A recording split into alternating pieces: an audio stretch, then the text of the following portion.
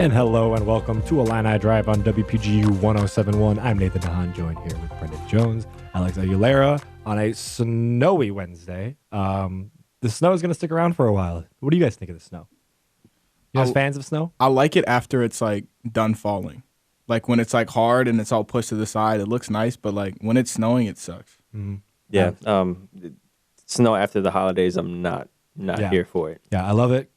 Christmas time makes you really feel like you're more in the spirit, and we haven't had a white Christmas in forever. But yeah, especially this snow right now, it just turns wet right when it hits the windshield too. It's all mushy and slushy. Yeah, so it's just like as soon as you get out there and as soon as you get where you're going, it's like you get wet without actually getting rained on. I don't know. It's a weird feeling.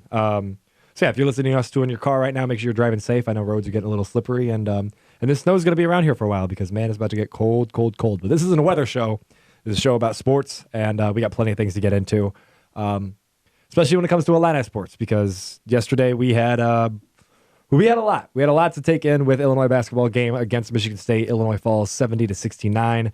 The second half rally slips away from the Illini, and I use that terminology because, well, it's the story of the game. It really is. At the very end of the game, Ayo Dosunmu slips on the very last possession, and looks like something terrible has happened to his left knee. I mean, he's carrying he's getting carried off the court, and just he lays in the court for a while, and it looks like something's really bad. We found out today the MRI has come back, and he has no structural damage on the knee. That means for everybody that was hopping on Twitter, all right, quick, Jake Hassan joining us in the studio right now. Hey, good to see you, Jake.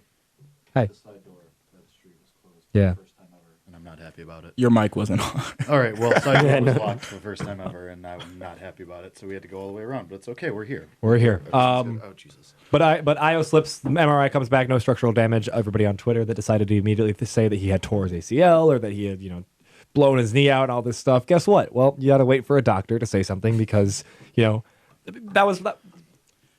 asked about it by people off of any sort of platform that carried any weight, said, I think he tore something. Mm-hmm. Granted, I'm not the team doctor. I'm not the team physician, and that's exactly why they don't say anything after the game, and that's why they wait until they get something like this, an MRI. Here's what I want to open with. That slip happens right where Illinois' timeout on the court is, during that media timeout, during that timeout that Illinois took after Ayo Dosunmu got the rebound off of this layup on the possession before. Is it time to look into that and also to be more conscious of wiping up the floor in those areas? Because, I'm not trying to put blame on anyone or try to say that, the floor should have been wiped up after they left. But I guess now I'm thinking about it now, I don't ever pay attention to if it gets done or if that's something that routinely gets done. So I want your guys' opinion on sort of, do you think that played a factor and should it be changed? Yeah, it probably did. I think that's one of the first texts I sent my friends that I was talking to about the game. I'm like, whichever kid was wiping this floor, needs to be looked into as a joke. But it's definitely, people don't slip like that naturally. You know what I mean? It's like, you have these great shoes with these great, this great grip at the bottom and all that. And luckily, obviously there's no structural damage. So best outcome for what we saw. Pretty much. But yeah, I think, especially, I didn't even know that's where they gathered for the timeout, but hearing that right now, they have to be able to check that, especially when somebody like Ayo, who's going to get the last shot, is going to go right. And that's exactly where he's going to go. So they need to be more conscious about that. It was super scary to see because Ayo is, has one of the brightest futures in the Big Ten right now. And seeing that was, super scary for him and for all of us as Illinois fans. Yeah, obviously, whoever was working last night is definitely fired, I would imagine, as of this morning. I got to think that those are I got to think they're little kids. Are they volunteers? Well, I've never seen, I don't really pay attention to wiping on basketball, but volleyball, they're fifth grade kids. I think basketball's, I think they have actual people. Even then, I think they're kids, though. I'm almost, I think they're high school age kids. They're got probably 16, 17 years old, so still whoever's responsibility that is. Yeah, they got to be head down, so tail between the legs right now. Yeah, it stinks. Like you said, nobody ever falls that way. Nobody falls in such a cartoonish manner where both their legs fly out and they fall backwards. Yeah. So looked like a banana peel in Mario Kart. Right, legitimately, that was what I was thinking too. So I think what made it scarier and why everyone went right to Twitter to be to say, oh my God, it's an ACL, is because the way he stayed down and the way he left the court, I think is what made it way scarier. I mean, as fans who live in Illinois, like we've seen this so many times with Derrick Rose, like that face that Io was making was so scary for us. The way he was grasping his knee. And it's something you really never want to see, but I think we're all just even after it, like I think the result of the game did not matter anymore. No, it was not like at all. I did not care that they none of that mattered, right? It was all about like we need this kid to be healthy because like we know how much this kid like means to one, Illinois, two, we know how bright his future is. So like if that could all be gone in an instant, like I would take back like that whole game, like you know what I mean, stuff like that. But exactly, you'd rather forfeit, right? If you knew than have his future, So like we're just so glad that he'll be better. Yeah, you know? and he's sending positive vibes on his Twitter, mentioning that he'll be back. He's getting back to work, and he appreciated everybody. But the reason why it wasn't an overreaction though is because in State Farm Center last night, all of a sudden, just like that, you heard it on the podcast. Not only did you go from the excitement of Io DeSumo was about to take the last shot, potentially win the game for you, against Probably Michigan State. Yeah, he was gonna win it. But also to have just that energy sapped, and not just you missed shot, but like he doesn't even get the shot up because all of a sudden he goes down with a knee injury and they throw the ball away and the game's over and everyone's looking around like there's got to be more time, right? Like more time for Illinois, or also like we got to get like there's like an asterisk next to this, right? Because Io is down on the court and everybody's just looking at him and they just like they're in disbelief. And of course Michigan State, their players and whatnot celebrate and pretty heavily. They just pulled out a good win on the road against a ranked Illini team. But even their fans, like Michigan State's fans, stuck around after the game and kind of just like had that same, not pit of despair feeling, but just like utter shock of just what they saw. It's one of the craziest basketball games. It's probably the craziest basketball game I've ever seen live. Mm-hmm. And then it's got to rank up there too in terms of crazy games that I've ever seen. Period. Just a crazy, overall game. Little recap is that Illinois goes down big in the first half. They go into halftime down 17, and then they storm back at the beginning of the second half. They really do. And then Michigan State starts to builds their own run, builds back a 17-point lead again in the second half. But man, Illinois really stuck with it on the backs of Io DeSumo and then Andres Feliz. DeSumo's 6 for 10 with 15 points in the second half. Andres Feliz 3 for 6 with 12 points. Illinois shot 18 for 18 from the free throw line in the second half, which I think is a major storyline, especially considering that, in that Maryland game, you couldn't buy a free throw. In this Michigan State game, Illinois misses its last 4 shot attempts, but because they are getting to the free throw line and hitting those free throws, this right here is evidence of what free throw shooting can do. That Maryland game ends up being 9-10 point game and you miss 10 free throws. The answer is right there. Here, you hit all your free throws in the second half. You shoot 80% of the game. It's a 1-point game, and you don't even get that shot in the last possession, which you would like to see. Back and forth, Illinois takes the lead with a little over 2 minutes to go, and then the teams are just trading blows. Cassius Winston really puts the team on his back, hits some huge shots, as well as Aaron Henry and other guys. And then the real hero of the day for Michigan State, Xavier Tillman, he gets the putback dunk.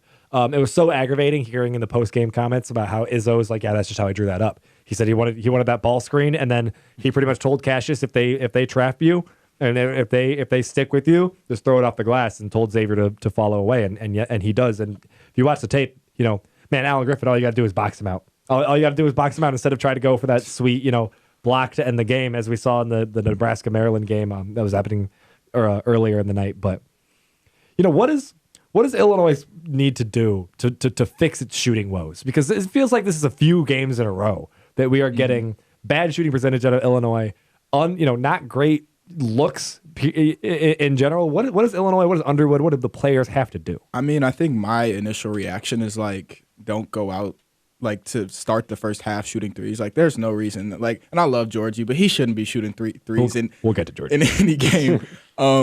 But I think this team is good enough off the dribble and off, the pick and roll that they can get baskets at the rim.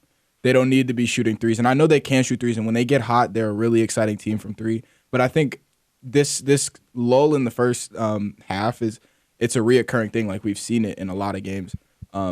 So if they could like get their offense going at the rim first and then, leave or like get shooters like kick out, stuff like that, like then I think that's how you get your shooting going. I don't think you can just go out there shooting and hopefully it'll, start hitting, Yeah, not letting guys who can't shoot shoot the ball. Is the thing. Like that's You priority wonder number why one. Georgie's so open behind the 3-point line. Right. I mean, that's priority number one. And that's including, I mean, DeMonte now is a 3-and-D player, apparently. Like, He's something. Go crazy, DeMonte. Yeah, for real. But, yeah, just you can't have Georgie chucking shots like that. You just have to give your guys room to operate. And, you know, like with Alan Griffin on the court, you saw what happened. Like, you got the mid-range, so then they tightened up in the mid-range and down low, and then it opens up the 3-point line for guys like Allen or Trent or whomever. So, yeah, I mean, there's nothing you can really do to fix 3-point shooting. Yeah, you just got to have the right guys taking the shots, I guess. Yeah, that's true. I also think that you got to, excuse me, you got to chalk up last night to a lot of really good individual efforts from Michigan State. I mean, only 6 total players scored for Michigan State, and that's with, you know, Kithier's 4 and Brown's 2. It's mainly, you know, Rocket Watts has one of the best games of his career, I have to imagine. Jameis Winston really doesn't score all that much, isn't as big of a threat as he usually is, and you know, the Big Ten leader in assists only gets. Jameis Winston? I thought I said Cassius. I might have said Jameis. We were talking about the lazy Pretty guys. sure you said Jameis. Yeah. Yeah, did I? He did, right? Yeah. Okay. Well, Cassius Winston, Michigan State point guard, Naismith, you know, whatever, Wooden Halt, working his way towards some postseason awards because he's one of the better players in the Big Ten and in the nation. He only gets 12 points and he leads the Big Ten in assists. He only gets 2 assists on the night. I mean, you slow him down. Aaron Henry gets 13. You know, Xavier Tillman gets 17, including that big one there at the end. I mean, you got to give him credit. Those guys stepped up when they needed it. I mean, especially to Rocket Watts. He played a phenomenal game. Too. Played phenomenal Yeah, game. that's a Yeah, great and he's got a sweet name. I think where it came from, I mean, they were able to. The reason they were able to get this second half, you know, push that they did is because they got Cassius Winston and Tillman in foul trouble. Like, I think they were able to take the 2 best players off the court, and of course, like, it's not every night Rocket Watts is going to beat you. Like, he had a phenomenal game, as we said, but I think that's really what geared their second half push. And I mean, they have to look at that as a positive. Of course, the game didn't go the way. Of course, the first half sucked. But I think they have to really look at that they were able to buckle down and do what they need to do and come back from 20. Yeah, I agree. Focusing on the Illini and you know, things that they need to do. If you're Underwood, if you have the power to make the calls, I mean, what do you do with Georgie right now? Because Georgie is struggling out loud. I mean, we brought up the threes. He was 0 for 6 to start the game. You could see the relief on his face when he finally got a shot to go. And he ends 1 for 7. He's got 2 points, no rebounds, no assists, 3 fouls. I mean, just a really, really rough game for him, and that's why he only plays 13 minutes. And Underwood looks more towards Alan Griffin and Andres Feliz. But what do you do? What do you do with Georgie?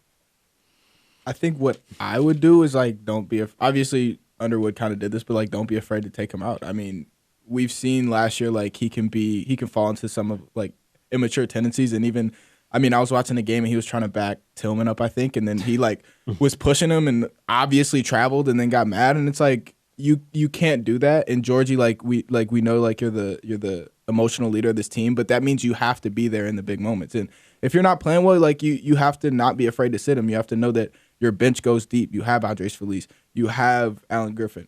You have Tevian Jones, who I don't think played bad last night for the first time. You know, he still had a pretty quick trigger, but right. But I don't think I don't like when against Maryland when he had a foul and a turnover or like something like that in like less than a minute. But I don't think Tevian Jones played bad. So I think you have to be more willing to give people opportunities, and you can't be afraid to sit him, especially in these big games.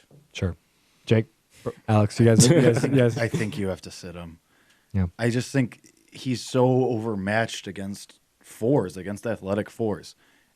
Defensively, he can't keep up with them, running around and chasing them all over the place. And offensively, they're too athletic for his moves, for everything that worked for him last year, you know, the baby hook and the spins and everything that bigger guys couldn't keep up with, all these smaller, more athletic fours can. And so now you're seeing him, he's like, okay, what do I do? Like, this isn't working and I have nothing else. So it's just, you might have to just sit him and have him in backup Kofi, have him be the backup 5. I was wondering, do you think that you sort of go with these 2 different lineup looks where sometimes Kofi is in and you go with small guys around him the way that you did last year with Georgie, but now you have a true center? And then when Kofi comes out, throw Georgie in there and then run that offense that you did last year that, you know, does rely on, you know, Georgie to be, you know, kind of that Draymond Green look that the Warriors do occasionally when he plays the 5 and they've got shooters all around him.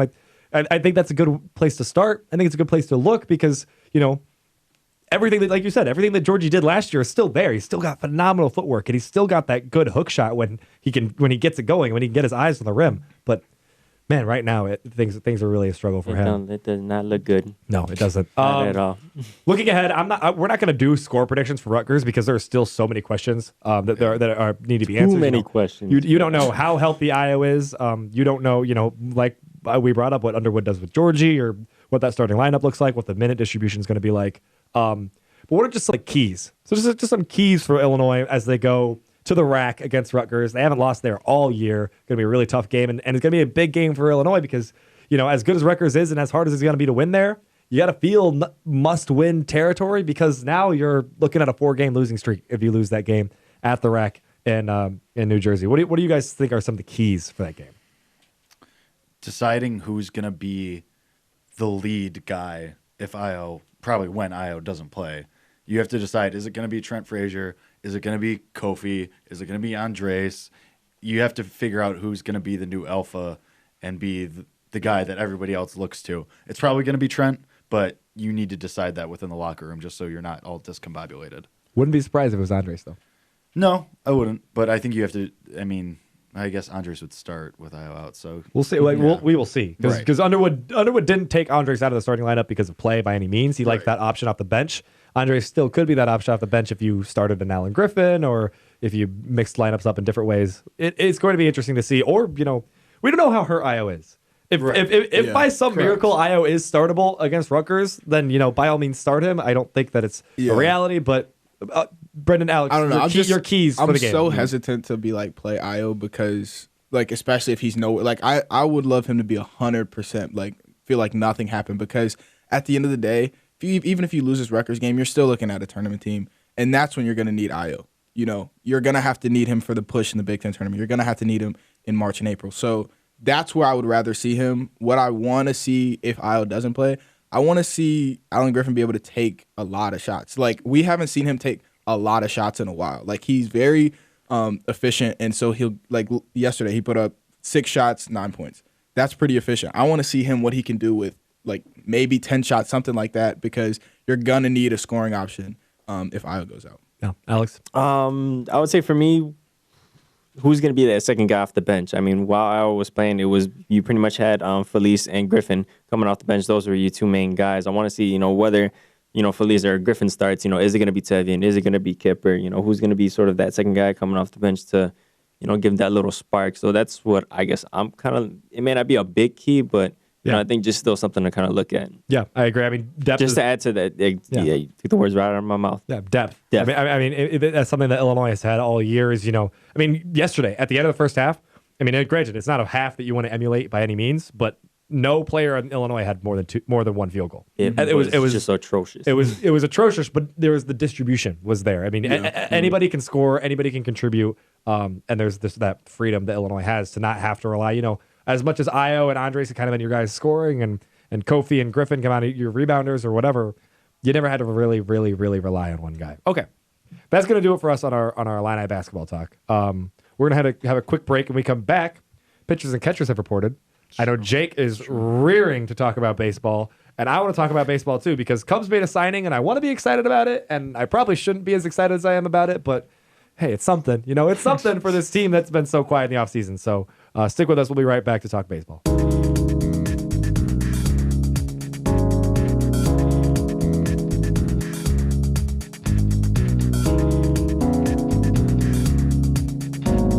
And welcome back to Illini Drive on WPGU 107.1. Reminder that Illini Drive is brought to you by the University of Illinois Division of Intercollegiate Athletics. Make sure to get out there, buy some basketball tickets. There's very few home games left. We got Indiana, we got Nebraska coming to town. We got Iowa to finish out the season. Some winnable matchups and a really fun regular season finale. So make sure to check that out on fightingillini.com. Unify, develop, inspire, and achieve. So pitchers and catchers reported. Yep. Baseball's around the corner. Yeah, meaningful baseball is still about a month and a half away, but of course, we got a guy that loves to talk baseball out here, and he wants to talk baseball. And there was baseball news for both of our teams, I guess. Now I didn't realize about the Cardinals signing. I guess what nobody does. It's very nothing. There two low level signings that we're going to open this segment with. Cubs sign Jason Kipnis. Yep. Who is a Glenbrook North prospect? Your product. Prospect. No, product. Played on the Indians. You might remember when he fouled the ball off that took everybody's hearts out of their chest as Cubs fans because it could have meant the end of what was eventually the World Series run. And I really want to be excited about Jason Kipnis just because I remember that and I remember the power and I remember the season that he had that year and how promising he looked. He feels more like an infield Kyle Schwarber, just a big bat who, isn't that efficient at the plate and isn't that great of a fielder at the position that he plays, but it is a second baseman. It's a need that is addressed in a somewhat okay way. Somebody talk me down. Somebody call my excitement because I'm buying into this idea that Kipnis is the guy that David Ross's Cubs need. Yeah, so I have bad news for you. Kipnis, you're hyping up as this big bat, Schwarber-like bat. His career high is 23 home runs, which he set in 2016, and he's never broken 20 ever again in any other year. Yeah. So that's not great. But he's so strong, Jake. He should hit the ball far. I mean, every baseball player is strong. They're a professional athlete. Yeah, you're probably going to get 120 games out of him. He's never stayed healthy. I mean, he's never been able to stay healthy. It's always been a problem for him. He's actually a decent defender. Probably a better defender than hitter, to be honest with you. But, yeah, I mean, he's fine. You need him for depth anyway, so that's fine. For what he is, for what you paid him for, you're going to get exactly what you paid for. All right, now's the part where you get to break my heart because the Cardinals made the better signing of the two recent signings. They signed Brad Miller, another infielder, to a major league contract. You're describing him as sort of like a utility guy, just to bounce around, can do whatever they need him to do. Yeah, he hit 30 home runs a couple years ago for Tampa, but 7 more than Kipnis' best. Yeah, he's a decent player. I'm not upset about getting him. I think that's a good fit for the Cardinals, just as an extra depth piece. He had a nice little year in Philly, slugged .610. Got on base 331, and that was over 130 plate appearances, 66 games. He's fine. I mean, he's not going to be a world beater, but he's a nice little utility bat with some pop. So I'll take it. He's cheap. Might as well. Sure. No doubt. Cool. All right, sticking to the NL Central. It's weird, man. This feels like the new AL Central of teams of mediocrity. I guess. Not in the same extent where the AL Central, it felt like it was, the Indians and then I guess the Twins resurgently last year, and then a lot of space between everybody else. With this NL Central team, it feels like 4 teams. The Pirates are crap.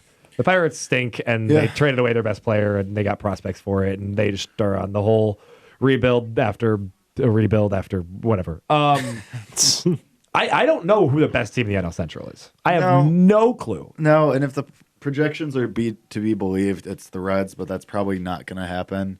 I'd be surprised if it did. This division still runs through either St. Louis or Chicago.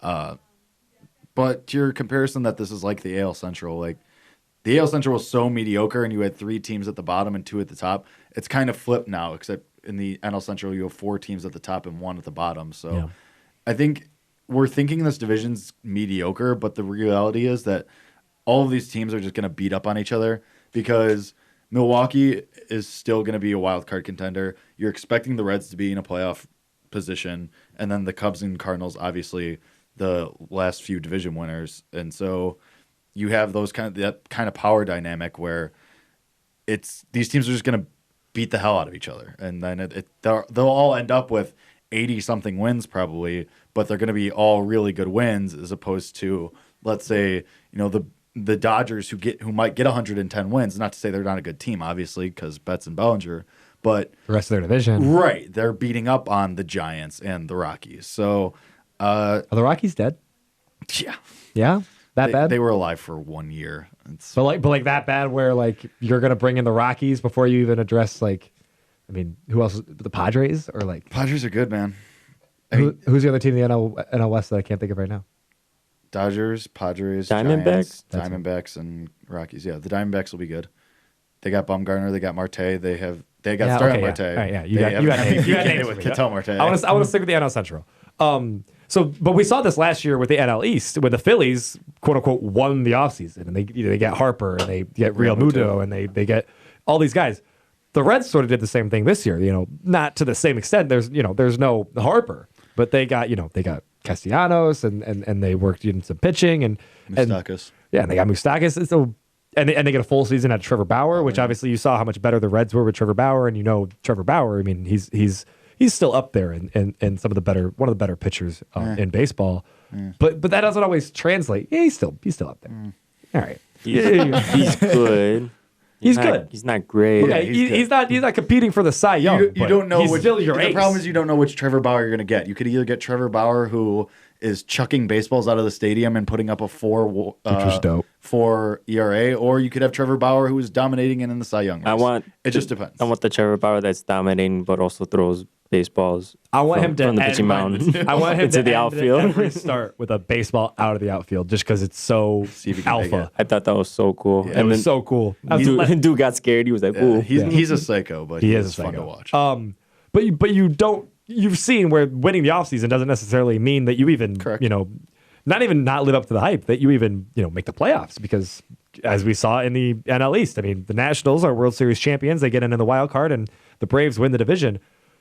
So that's where I'm still skeptical on the Reds. And as you pointed out, I mean, as good as the projections have them and everything, but if you had to put money down, or if you had to tell somebody who asked you who the best team in the NL Central is, who are you going with? It's the Cubs. You think Still so? the Cubs. They still have the most talent. According to the WAR, I know that the Cubs have the No, I mean, even from the eye test, Bryant, Rizzo, Baez. Sure. Lester's still good. You're saying that as a Darvish. fan of the reigning NL Central champions. What makes you so confident that the Cubs are better than the Cardinals? Losing Ozuna and doing nothing to replace him. Goldschmidt continuing to decline. Not sure what you're going to get out of Wainwright because he's 36, 37. And yeah, he pitched well last year, but again, he's 36, 37. Yeah. Hudson might not be as good as he was last year because walks were an issue, and rookie pitchers always regress. So, and we're also talking about this, counting out the Brewers, but it kind of feels like you gotta count out. It'll not count out the Brewers, but are they still any good? I mean, you lose Moustakas, you lose Grandal, and Davies is gone. You added some, Brent Andersons and some little pieces here and there. And I understand you still have Omar Christian Narvaez Yelich. is a top 6 catcher in the league. Okay, but And they replaced him. I mean, Grandal's probably the second best Sure. catcher, maybe arguably the best, but still, that's a decent. And you get Yelich back. The Christian Yelich effect cannot be understated here. when did he go out last year again? He went Around what time? out in late September. Yeah. Because it was right before the playoffs. Yeah. What would you guys say? And I want full room discussion on this. What's the biggest concern for the Cubs? We can talk Cubs. What do you think is the biggest concern for your Cardinals this season, Jake? I mean, I kind of talked about just that guys who are declining continue to decline, Goldschmidt specifically, and that nobody steps up to fill the hole that Ozuna left. Sure. Brandon, what are you worried about with the Cubs? What's this Bryant situation? I'm not sure what's gonna happen. I've heard he's gonna be traded. I heard he doesn't want to be there anymore. So obviously we know how good he how good he is, how good he has been in the past. And losing him without anybody to replace him will suck. Sure. I guess this rotation, I mean, you're not, for me, I'm not set in stone on it. I'm not not that I'm not loving it. I'm just weary about it because it's probably going to be Darvish, Lester, Hendricks, Chatwood, and Quintana. Yeah. I mean, if they all decide they want to be really good this year, then all right, I'm sold. But I wish it was that easy. I wish it was too. Lester's home But run numbers were not good. yeah, that's what I mean. I'm worried about Lester, Darvish. I mean, when he's good, he's really good. But when he's bad, he's a little too bad. Yeah. So Yeah, he's walking home runs. Yep. I don't really know. What my biggest concern is not necessarily losing Castellanos, because that was such a small part of the season and it's not exactly the big problem, but it is that sort of losing that energy, because I mean, that's what made 14, 15, 16 and 17 the seasons that they were, and what made being a Cubs fan at the time so fun was because those teams had young players coming up as well as established guys like Rizzo, and then all of a sudden you started seeing the pieces get added around them and signings in free agency. And I understand that there's a lot of contracts and things that have tied up money right now, but it feels like this has been the same team now since that 16 team, and it feels like you keep and that's why I didn't love the Ross signing, and we talked about this on the show. It kind of just feels like you're just holding on to something that isn't there anymore. So So I don't know. I just want to see some sort of energy, some one person that steps up to the bat, and maybe that's Nico Horner, or maybe you get the David Bodie that you saw at the beginning of it, his time up and Jason Kipnis. the stuff that he did, and maybe it's Jason Kipnis. No, probably not. Hometown hero, man. That's true. Farewell, Northbrook or wherever he's I grew up a Sox fan, unfortunately. Hate to see it. That's tough. Yeah, it is. Jake, we talked about this a little bit earlier. Last year, the Rays were the team that you bought stock in before anybody else did. Who is going to be the team that nobody outside of the people that are really plugged into baseball is gonna shock people? Oakland. You're buying. Come on, man. the- I had Oakland last year in that wild card. They're amazing.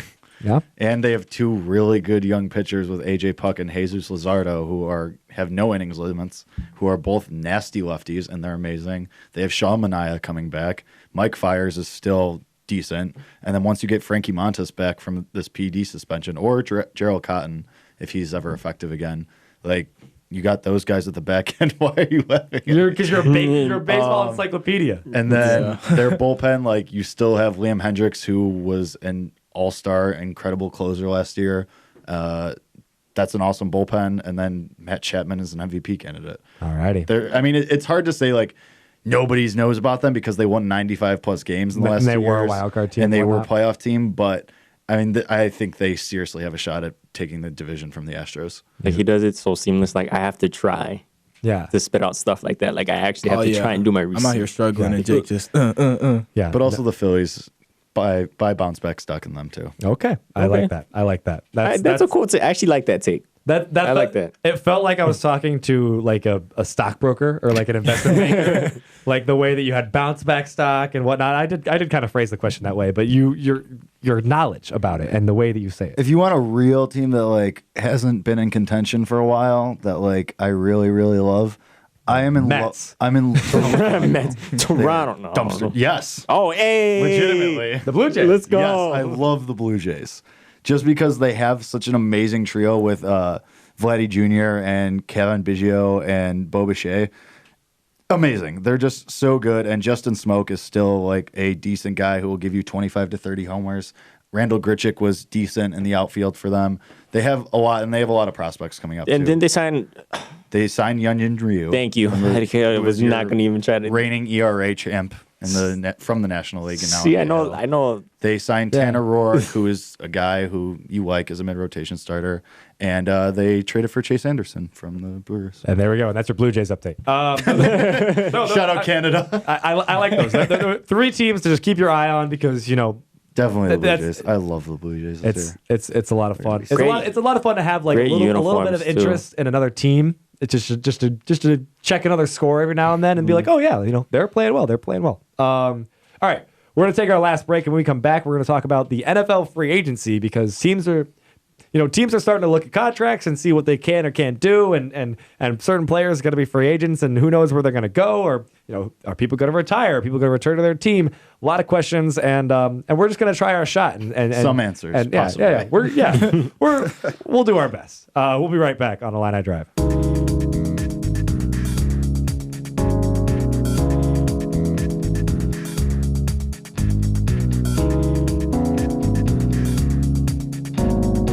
And welcome back to Illini Drive on WPGU 1071. So I teased it a little bit before we left for that last break, but NFL free agency. We left? Where did we go? We were right back. It doesn't matter where we went. We're back right here Nice. on the radio waves. I want to see us do it again. NFL free agency. I'm going to open this up because this I am isn't, the funniest person in the world. this isn't even a free agent thing. But I want to know, you guys as fans and as people plugged into it, what are you looking to see the Bears do this offseason? Because we've talked a little bit about the offseason, but the Bears are in a tough spot where they don't have a first-round draft pick. They've also got a lot of salary tied up to guys like Khalil Mack or whatever. I want to know what you're and they've got issues to address. So what do you do what do you want the Bears to do at quarterback and everywhere else? Hey, Bears, don't let Nathan talk to you like that. We all have issues to address. We all have issues to address. It's okay. Brendan, I've never seen that face. This is the way you said, "Hey, don't let them talk to you." Like that shit was. I have never seen that expression on another human being's face. Dude, when's your audition for the Joker? Thank you. I appreciate it. I appreciate it. Oh, what did I say? Anyway, this is going off the rails. Where's Tommy Paulson when you need him? All right, Nathan, that's just rude. I don't need that in in my face right now. Well, in an ideal world, what the Bears would do would Alex Smith would say, "Hey, I'm ready to play football again," and the Bears say, "Great. You know what, man? Don't need this." That was some great radio for like 3 seconds right there. Alex Smith would still play football, and the Bears would sign him. That would be awesome. But I don't even know if that man still has like a leg right now. So, yeah, I mean, it's there. If he wants to retire and just live his life, good on him. More Alex power Smith to is him. 35 years old, coming off a major, almost career-ending leg injury, and you'd rather have him than Mitchell Trubisky? I don't Listen, I didn't say that he would win the job. Just competition. Little friendly competition never hurt no one. It's better than Phillip Rivers in my mind. I don't want Phillip Rivers. I think that the Bears, realistically, if you have to look at it, you're probably going to have to ride with Mitchell Trubisky. Obviously, there's free agents out there. Teddy Bridgewater, Cam Newton, whatever. But Taysom Hill. no. I mean, I take it. but like, Oh. I don't know how much I trust Taysom Hill. Like, he's one in that offense. Two, like, how much quarterback experience does he actually have? He's thrown about 30 passes in the NFL, and he's 30 years old. Exactly. 30? He's 30. He's 30 years old. What? Like, Wait, what? How old is Teddy Bridgewater? Like, Taysom Hill can do 20, some great 26, things on something offense. like What? Teddy, no, you're such a There's liar. no way Taysom Hill's. Taysom Hill's He is. 30 years old. He is. Wait, When He's did old. that happen? Well, usually what happens is every year you get Tyson. older, Jake. Taysom, You can't get Taysom these Hill jokes used like to be that. on the You're not me. Packers. Who He did used you to be on? on a ton of teams around the league. Taysom but Hill- nobody I could figure thought out they what to do with him. drafted him. No, sir. Nope.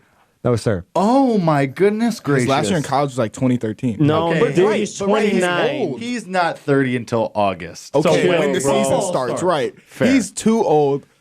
Okay, he's too old to start playing quarterback consistently. Dude, I thought hold on, he hold showed on, up like And Teddy Bridgewater's 27. I years ago, legitimately man. thought the Like, Saints really? drafted him Oh my like God. 2 years ago. This is and nuts. Teddy Bridgewater is 27. Wait, What Teddy's- are we? What are we Yeah. doing wait, Teddy's here, 27? NFL? Okay, wait, What okay. are we doing here? This is a quick. I have Okay, so many questions. We're, all right, we're off the Bears just like that. The Saints is my question. This gets to my next question. What do you do if you're the Saints? Because I have maybe a controversial take about it, but I want to know what your guys' thoughts You are. try to keep Teddy Bridgewater. If he wants to leave, then I guess you keep Taysom Hill. But you also don't know what Drew Brees is going to do next year. So, I mean, obviously that's who you're going to ride with if he wants to come back. If not, Teddy Bridgewater is obviously your second option. And then if both of them leave, then you see what you have with Taysom Hill. But, like, are we really going to make Taysom Hill a starter? Didn't a report come out like a month ago that the Saints wanted one more year from Breeze before handing the reins over to Taysom Hill? I thought I saw that like on the ticker or something. fun, on Sean ESPN. Payton. Like, what? Sean Payton also went on That- record saying that he would like a team to offer for Taysom Hill, which is Yeah. kind of a way of being Yeah, like, be like, please don't take him make me off my pay this hand. man. Right. But also, like, I mean, I don't know if the Saints just leaked that as a negotiating tactic or if Yeah. they actually believe it. Because if they actually believe that, that's a wild move. Yeah. And also, he'd be 31. Yeah. He'd be 31, and you're giving him. Math. Nice. Thank you. And you'll be like, here, now be a starting quarterback in the league after you've Here you go, done dude. everything else, whatever. But, like, That's wild. I What are his don't career earnings? believe the hype in Taysom Hill. Like, I think, yeah, of course, he's, like, a great dude that can do whatever on the field. But, like, you're going to put him as starting quarterback? If I'm That's a what? That would, if I'm the Saints, I kind of tell Breeze thanks. I think he. My man, know. I don't know. wait, because let me- you know what? Then what happens? Let me- Then he goes to like, who else is in their division? Are the Bucks in their Yeah, division? the Bucks. Then he goes to the Bucks with Bruce Arians, and he just terrorizes you for For the 1 next year. for 1 year. 1 year. Whereas, Are you sure for like what? I would say he's like, what he's 41. Yeah, He's dude, 40. I give but him. the thing is like he doesn't get hit. The dude doesn't get hit. That's okay. That's fair. I'm just saying, if I'm the Saints, I look at the fact that you have a restricted free agent third string quarterback in Taysom Hill, who you utilize really well in your offense, and I think that they would like to keep him around because of the different things that they can do with him. But you can't keep all three because you're gonna have to pay Drew Brees. You're gonna have to pay Teddy Bridgewater to keep him there. I think you say to Drew Brees, thanks. Okay. But if I'm the Saints, sign Teddy Bridgewater to the deal that he deserves and say you're the starting quarterback, and then tell Taysom Hill we're going to use you in this funny little wildcat, sometimes a receiver, sometimes a gunner, sometimes a quarterback role, and you go from there, and you use that money that you would have used on Drew Brees and assign that somewhere else. I think the only thing that would stop me from doing that is Drew Brees in the games that he played last year. Like, he missed 5, but in the games that he played last year, he was just as good as he's ever been. So that'd be like my only thing to, like, it's not like he's declining, maybe after this season he will, or maybe during the season he will. I'd But rather be a year early than a year late. that's fair. But I just feel like I don't know. They That's so deserve risky. right, and also Breeze deserves a little more than that. Hold But on. Taysom Hill came into I was right. He came into the league in 2017. He Oh, so he he was wasn't no, that's when he first recorded a stat. He This- sat on benches for a while. This says 2017 undrafted, according to Spotrac. man, so that's just more like why he shouldn't be a starter because he so couldn't be in the league. Wild. Hold on. I know. I mean, he went to he went to to BYU. BYU. So like I know. Yeah. So he came in the league at what 27? Yeah, Probably 27, 26. I mean the Brandon Whedon route, I guess, but that's wild. Okay, so technically I was right. He has only been in the league a few years. Damn. Still it don't really want do be like that. still don't want him on the Bears. Well, yeah, I'm good. I'm good on that now. Okay, who do you guys want the Bears to draft? What position or sort of area do you? Because I think the NFL draft, like mock drafts, and like especially when you're not choosing until the second round, Yeah. it's hard for you guys to pick a player that you'd like the Bears to draft. But what position would you like to see them focus on with that second round pick? Offensive line, tight end. Yeah. Those are the top two. I think you can't really go wrong when you're that late in the draft. You just got to pick who's the best, I think. Sure. I mean, obviously, this defense isn't going to stay together that much longer. Some guys are old. Some guys are going to get more money. Definitely offensive line. I don't think you can ever really go wrong with offensive line. I'd rather them try to go get a free agent tight end who's ever out there. I'm not even sure. Eric But Ebron, Greg Olson, Austin Hooper. and Hunter Henry. either one of those four guys would be amazing. But, yeah, I think you kind of just got to draft who's the best there. Nailed it. Yeah. Yeah, O-line. O-line. O-line. You have to go line. You can't keep. I mean, you have to get a running game this year. What would you guys? Are you looking for them to do anything in this free agency? Address a certain position? I mean, obviously we just brought up tight end. And there's plenty of tight ends available. Well, They've I mean, been linked to Eric Ebron a lot. Yeah. Yeah. I mean, That's interesting. if Teddy Bridgewater wants to come, please come. Please save our franchise. Please. Yeah, that's pretty much it. But Yeah. All right, I want to talk about this Joe Burrow thing that we were talking about. earlier. Yeah. So Joe Burrow hasn't. Don't wear your hat like he hasn't that. said. Don't do He that. hasn't said to people You put like the headphones over the hat, Yeah. not under the he hat. hasn't. Larry, let me do my thing. roast Nathan roast. He hasn't like really said I don't want to be a Bengal, but he pretty much implied in an interview where he said I want to be drafted by a franchise with a championship culture. And it was also, noted that that's why Carson Palmer left Cincinnati. He said I never didn't think that franchise really had what it took to be them, to be a franchise, or to be a Super Bowl winning team, to be a Super Bowl winning franchise. I just didn't think they had the it factor. So if Joe Burrow really doesn't want to be a Bengal, I mean, if you're the Bengals, what do you do? If you're Joe Burrow, what do you do? I mean, what happens with that number one pick? Because as clear cut as these first two picks of the draft look, I mean, we haven't seen something like this since maybe and again, I'm already kind of jumping the ship here, but you haven't seen something like that since Bo Jackson said no to the Bucks that drafted him. Yes. Yeah. Correct. What do you can you negotiate like a rookie contract? hardly? Can like Joe barely? Burrow be like, I just want 1 year, see how it goes, and then after we'll see, like a mutual I thing? doubt it. Man, I highly doubt it. And his agent would say no because Yeah, you get injured. what are you doing? Right. I just there's think. like barely any wiggle room to. Well, if Joe Burrow, I mean, obviously he hasn't been blatant about it, but if he comes out and says, I don't want to play or for Cincinnati and I won't play for Cincinnati, I feel like Cincinnati, like you have to be smart about this. It's not like Chase Young's a bum. Like that's one of the best defensive ends we've seen in college in a really long time. And I said this before, like, I don't think, if you ride Andy Dalton for another year, I don't think that's terrible. But And Dalton's a free agent. True. ooh, then yeah, he can't come to the Bears either. But but I don't know. I feel like if you honestly you don't want to draft a quarterback if you know he's not going to be the future. Yeah. I mean, does Joe Burrow really want to negotiate this way? Like, okay, let's say Cincinnati gets scared and pass on him. Congratulations, Joe. You're a member of the Washington Redskins now. Like, Yeah, that's how true. is that an upgrade there? That's true. Yeah, it's not. There's not really a solid landing spot until probably the Lions at 3 because you have a defensive-minded head coach and some young Right. guys around you. With Galladay and if But again, Kerryon Johnson he can would stay still- healthy. Championship culture never won Yeah, anything. haven't been to the playoffs Right. in 30 years. So, Joe Burrow, What if he I don't think you're really getting any good, what good if he shakes slipped here. all the way to 6 to the Chargers? He doesn't. He doesn't. He doesn't. It'd be perfect. He doesn't. five? He Who's doesn't at slip five? at all. Miami. You don't want to go there Who's either. that for? New York, and they just drafted The what's Jets? his name? No, Giants. Oh, Giants. Oh, Daniel Jones. Yeah. True. Well, there's your first championship culture there at 4, and they have somebody. Sorry. Yeah. Although they might be like Joe Burrow. Like, I think any team right now would kind of be like Joe Burrow, the same way that the Cardinals did with Kyler Murray. I mean, imagine if this is a year in reverse, and the Cardinals looked at the number 1 draft pick right now, and you had just drafted Kyler Murray, and you had to look at Joe Burrow in the face and be like, no. what if the Cardinals did it again? Like they just traded up. They just Kyler Murray. They take Tua. They take Tua. That'd be hilarious. That would be hilarious. Do you guys expect any teams to be loud in free agency? I kind of got my eyes on the Chargers. Not because you've told Philip Rivers probably. that you're walking. Yeah. So I'm looking for what they're going to do at quarterback because I imagine that I know that people are talking about them doing like Justin Herbert or whatnot. I don't love Justin Herbert. I think that you could address the quarterback situation of free agency with like a Cam Newton or a Teddy Bridgewater or a, something along those lines and focus on something else. Maybe get a wide receiver at that early spot. I mean, you have the pick of Jerry Jeudy or CeeDee Lamb or any of those guys.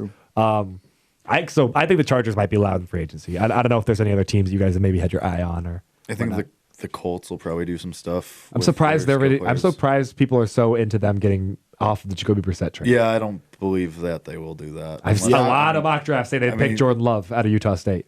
But would he start Right, right away? I don't know if he'd No, Yeah, he wouldn't start right away. But. I'm talking about free agency. Like, Okay, yeah, that's fair. That's fair. I would have said the Bucks, but now their quarterback problem is solved because Jameis got LASIK, so they're good. Yeah, he can now see. He can see the quarterback spy now. Oh, okay.